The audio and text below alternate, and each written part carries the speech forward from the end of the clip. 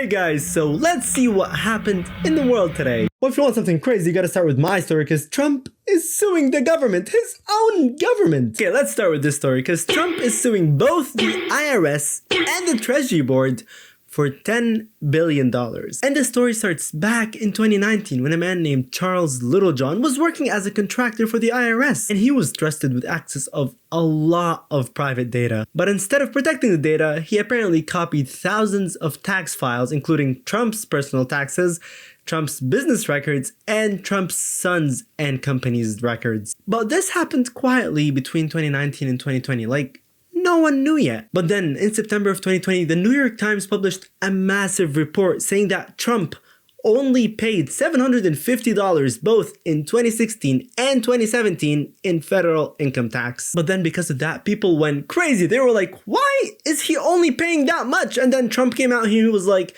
oh, this is fake news. And he was like, oh, the tax data was stolen illegally. And he said that the IRS failed to protect him. But during that time, no one knew who leaked the records. He was still anonymous. The thing is, Trump wasn't the only one who got affected because people like Jeff Bezos and Elon Musk as well got their tax records leaked as well. And Charles got arrested and he pleaded guilty knowing that he stole the tax data, he leaked it knowingly, and he knew it was illegal. And he's gonna spend 5 years in prison starting 2024, so he's gonna be in prison till 2029. So everyone was like, okay, the story's done, the guy got arrested, he's in prison now. But no, because Trump today was like, okay, I'm not happy yet. And I'm suing the IRS and the US Treasury Department for $10 billion. So he's basically suing his own government because those are a part of the government. And he said that the IRS failed to protect private data, allowed years of exposure, and destroyed trust. And he said that this leak harmed his business and reputation, and just his public image was harmed bad because of this leak. Like, obviously, he's a billionaire who only paid $750, so people got mad at him for that. But yeah, Trump is now suing his own government for $10 billion. But also thinking about it, he's the president and he's been telling the government to do whatever he wants. Like what? He's gonna tell the IRS to settle now so that he gets a lot of money? Because this is new. Like I've never heard of a president suing his own government before. Crazy times, guys. Oh, you know what else is crazy? America is trying to separate my country. Wait, Canada. I didn't try anything. Yes, you did. So this one is a big story because if you don't know, there are a lot of people in the province of Alberta in Canada who want Alberta to be its own separate country. And they're complaining that the government taxes Alberta too much, blocks oil pipelines, and they're saying that Alberta's voice is ignored in the government. And then a group called Alberta Prosperity Project was formed, and their goal was to make Alberta its own separate country. They've been holding meetings and traveling and trying to get more votes to get this thing to happen. Their whole goal is to make Alberta a separate country. The thing is, guys, 80% of the people in Alberta don't want Alberta to be its own separate country. But still, this group is trying. But apparently, we knew that today, this group met with American officials who are connected to Trump's administration, and they were trying to get the officials' help. Like they were trying to get America to help Alberta become its own separate country. And also during this meeting, a huge idea was discussed that if Alberta became its own separate country, Alberta will get $500 billion from the US as line of credit. And when everyone knew of this information, people were mad. For example, David Eby, like the premier of British Columbia, that to ask a foreign country to help break up Canada has an old-fashioned word, and that word is treason. And he's saying that asking a country to break up Canada is like crossing a line. Like this is not freedom of speech or anything. This is just, as he said, treason. Even Canada's Prime Minister Mark Carney said that he expects the US to respect Canadian sovereignty. So even though he was calm when he said it, people got his message that he's actually serious about it. I fully associate myself with Premier Smith's comments just then. I expect the US administration to respect Canadian sovereignty. I'm always clear in my conversation with President Trump to that effect, and then move on to what we can do together. That whole time, we didn't know if it actually happened. We didn't know if the US actually had those meetings and those talks. But then the White House replied and they said, yes, the meetings did happen, but no money was promised and no support was given. So they just had the meetings. But what happened in those meetings? We don't know. We don't know yet. But is America trying to separate Alberta as a country? We still don't know, but if it actually is, then then this is huge. Okay, let's go back to Trump for a second because he said something crazy. He said that he wants to make houses more expensive. Hey guys, this is actually true, and let's actually see the video. Again, existing housing, people that own their homes, we're going to keep them wealthy. We're going to keep those prices up. We're not going to destroy the value of their homes so that somebody that didn't work very hard can buy a home. We're going to make it easier to buy. We're going to get interest rates down. But I want to protect the people that for the first time in their lives feel good about themselves. They feel like that they're wealthy people.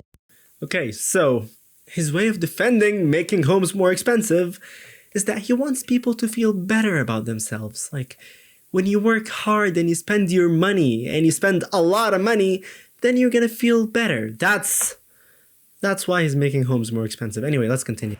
And I want them to understand it. There's so much talk about, we're going to drive housing prices down. I don't want to drive housing prices down. I want to drive housing prices up for people that own their homes.